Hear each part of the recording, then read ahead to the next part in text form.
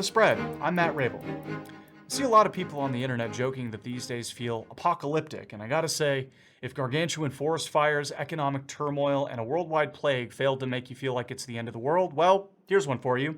According to the Bloomberg Galaxy Crypto Index, Bitcoin's returns have outperformed commodities, bonds, no surprise there, stocks, and even gold, which I think is the financial market's equivalent of hell freezing over. Much of Bitcoin's positive performance this year is probably due to a combination of things. For one, Bitcoin options are becoming insanely popular. At time of recording, September 25th, a record high $1 billion worth of Bitcoin options are set to expire. Speaking of Bitcoin, some FX trading veterans are comparing the volatility of the current cryptocurrency markets to FX trading in the 90s.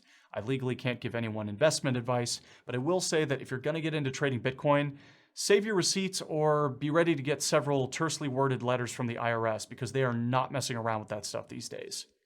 In non-Bitcoin news, Citigroup, which formerly served as broker-dealers for retail trading businesses like Charles Schwab and Fidelity, closed its market-making business for retail options. Turns out, offering customers trading with zero fees means that you have zero revenue with which to pay your broker.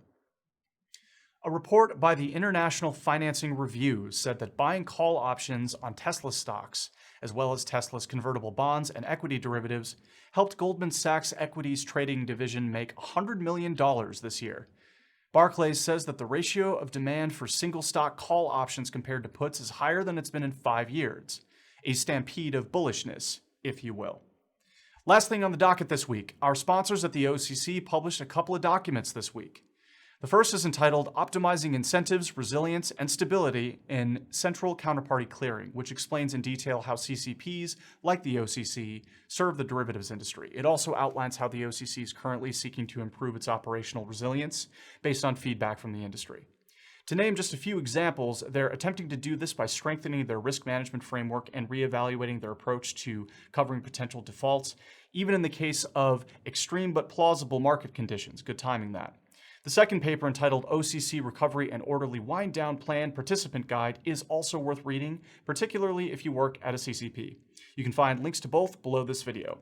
And that's going to do it for The Spread this week. Check out johnlothianews.com for more news and videos like this one, including a new edition of our Path to Electronic Trading series, featuring Dan Gramza. I'll see you next week. Until then, happy trading.